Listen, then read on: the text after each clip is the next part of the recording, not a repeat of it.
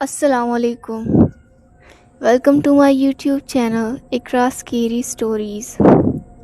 تو آج کی کہانی مجھے ایک لڑکی نے سینڈ کی ہے۔ یہ ایک ریئل اینڈ ٹرو اسٹوری ہے۔ وہ لڑکی راجستھان کی رہنے والی ہے۔ کبھی کبھار ہم کچھ خریدنے سے پہلے نہیں سوچتے، ہمیں اندازہ بھی نہیں ہوتا کہ ہم کچھ خریدنے جا رہے ہیں، اس میں ہمارا فائدہ ہے یا نقصان ہے۔ ہمیں کم پیسوں میں اگر کوئی چیز مل رہی ہے تو ہم اس کا بیک گراؤنڈ چیک نہیں کرتے کہ یہ چیز ہمارے لیے بہتر ہے یا نہیں۔ بالکل اسی طرح اس لڑکی کی فیملی والوں کے ساتھ ہوا۔ تو یہ کہانی یہاں سے شروع ہوتی ہے جب میرے پاپا کا ٹرانسفر راجستھان ہو گیا۔ ہم سب اپنا پرانا گھر چھوڑنے کے لیے راضی بالکل نہیں تھے۔ ہم اپنا اسکول، کالج، اپنا مدرسہ سب کچھ وہاں چھوڑ کے آئے تھے، لیکن ہم بہت زیادہ مجبور تھے پاپا کی وجہ سے، اس لیے ہم سب کو پاپا کے ہمراہ جانا پڑا۔ جب ہم راجستھان پہنچ گئے تب ہم نے ہوٹل میں ایک ہفتہ اسٹے کیا۔ اس کے بعد پاپا نے گھر ڈھونڈنا شروع کر دیا۔ پاپا نے بہت زیادہ کوشش کی، بہت زیادہ گھر ڈھونڈے، لیکن وہ گھر ہمارے بجٹ سے کچھ زیادہ ہی مہنگے تھے۔ تو آخر کار میرے پاپا ایک ایجنٹ سے ملے جنہوں نے انہیں ایک گھر دکھایا۔ پاپا کو وہ گھر بہت زیادہ پسند آیا کیونکہ وہ بہت زیادہ کاسٹ افیکٹو تھا۔ اس گھر کا رینٹ بہت زیادہ کم تھا اور وہ گھر بہت زیادہ ہی بڑا تھا اور خوبصورت بھی تھا۔ پھر دوسرے دن پاپا امی کو لے کے گئے گھر دکھانے، تو امی نے جب گھر دیکھا تو انہیں بھی بہت زیادہ پسند آیا گھر، اور پھر ہم سب وہاں شفٹ ہو گئے۔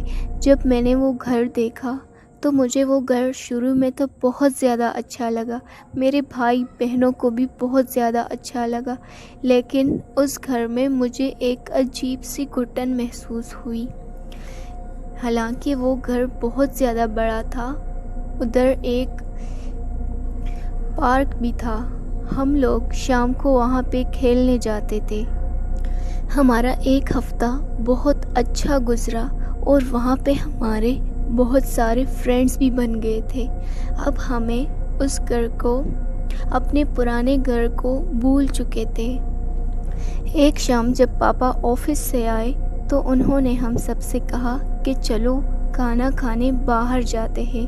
ہم سب بہت زیادہ خوش ہوئے اور پاپا کے ساتھ باہر کھانا کھانے چلے گئے۔ جب ہم لوگ کھانا کھا کے واپس آئے تو سب لوگ بہت زیادہ تھک گئے تھے اور ہم لوگ جلدی سو گئے کہ تبھی اسی رات کو میری آنکھ 1 بجے کھل گئی۔ مجھے ایسا لگ رہا تھا کہ مجھے کوئی گھور رہا ہے۔ تب میں نے یہ بات اگنور کی اور پانی پینے کے لیے کچن میں گئی، اور جب میں نے فریج کھولا تو مجھے ایسا لگا کہ میرے پیچھے کوئی ہے، اور جیسا ہی میں نے پیچھے مڑ کر دیکھا تو میرے پیچھے کوئی نہیں تھا۔ تب میں کمرے میں آئی اور سو گئی، لیکن میں سیٹسفائیڈ نہیں تھی۔ مجھے ایسا لگ رہا تھا کہ میں نے کچھ دیکھا، وہ جھوٹ نہیں ہو سکتا، وہ میری آنکھوں کا وہم نہیں ہو سکتا، اور میں انہی خیالات میں کھو کر سو گئی۔ مجھے پتہ ہی نہیں چلا کہ میں کب سو گئی، اور جب صبح ہوئی تو میں نے اپنی امی کو بتایا کہ میرے ساتھ کل رات کیا ہوا تھا۔ میری امی نے ہنستے ہوئے میری بات کو اگنور کر دیا اور مجھ سے یہ کہا کہ پلیز ہارر موویز دیکھنا بند کر دو۔ پھر اسی طرح دن گزر گیا، اور جب رات ہوئی اور سب سو گئے تو آدھی رات کو میرے بھائی نے چیخنا چلانا شروع کر دیا۔ جب ہم سب اس کے کمرے میں دوڑتے ہوئے چلے گئے تب اس نے عجیب عجیب حرکتیں کرنا شروع کر دیا۔ وہ زور زور سے ہنس رہا تھا۔ جب اس نے ہمیں دیکھا تو وہ اپنے آپ کو نوچنا شروع کر دیا۔ میری امی رو رہی تھی اور جب وہ اسے سنبھالنے کے لیے آگے بڑھی تو اس نے میری امی کا گلا دبا دیا۔ ہم سب نے امی کو اس سے چھڑایا۔ تبھی میرے پاپا نے گاڑی نکالی اور اسے ڈاکٹر کے پاس لے گئے، لیکن ہاسپٹل میں بھی اس نے یہی حرکتیں کی۔ سارے ڈاکٹر بہت زیادہ ڈر گئے تھے کیونکہ انہیں یہ پتہ ہی نہیں تھا کہ یہ بچے کے ساتھ کیا ہو رہا ہے۔ انہوں نے میرے بھائی کو انجیکشن لگایا اور وہ بے ہوش ہو گیا۔ تبھی میرے پاپا بہت زیادہ فکر مند ہوئے اور ڈاکٹر سے پوچھا کہ ڈاکٹر یہ کیا ہو رہا ہے میرے بیٹے کے ساتھ۔ میری امی بھی بہت زیادہ رو رہی تھی۔ ڈاکٹر نے بتایا کہ یہ سٹریس کی وجہ سے ہو سکتا ہے۔ ڈاکٹرز نے انہیں دوائیاں دی اور اسے ہم گھر لے کے آ گئے۔ وہ اسی طرح بے ہوش رہا۔ جب صبح ہوئی تو وہ ٹھیک ٹھاک بالکل نارمل بیہیو کر رہا تھا۔ اسے پتہ ہی نہیں تھا کہ کل رات میرے ساتھ کیا ہوا ہے، میں نے کیا کیا حرکتیں کی ہیں، اور کسی نے اسے یہ بھی نہیں بتایا کہ کل رات اس کے ساتھ کیا ہوا تھا۔ دوسری رات بھی اس کی یہی حرکتیں شروع ہوئی تھی۔ میرے پاپا بہت زیادہ فکر مند تھے۔ 1 مہینے تک اس کی یہی حرکتیں تھیں۔ میرے پاپا نے بہت سارے ڈاکٹر کو دکھایا لیکن کچھ اثر نہیں ہوا۔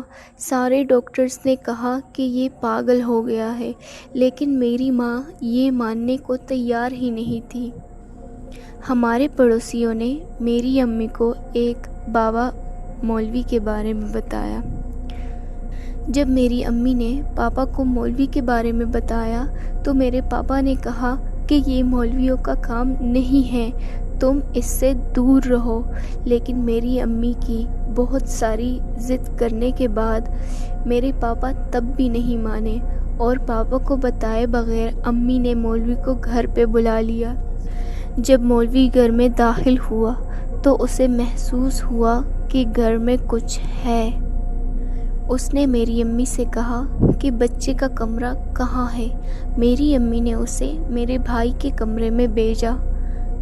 جب مولوی کمرے میں گیا تو اس نے دروازہ بند کر دیا اور 10 منٹ کے بعد وہ دروازہ کھول کے باہر نکلا تو انہوں نے میرے ابو سے کہا کہ اس بچے پر ایک جن کا سایہ ہے۔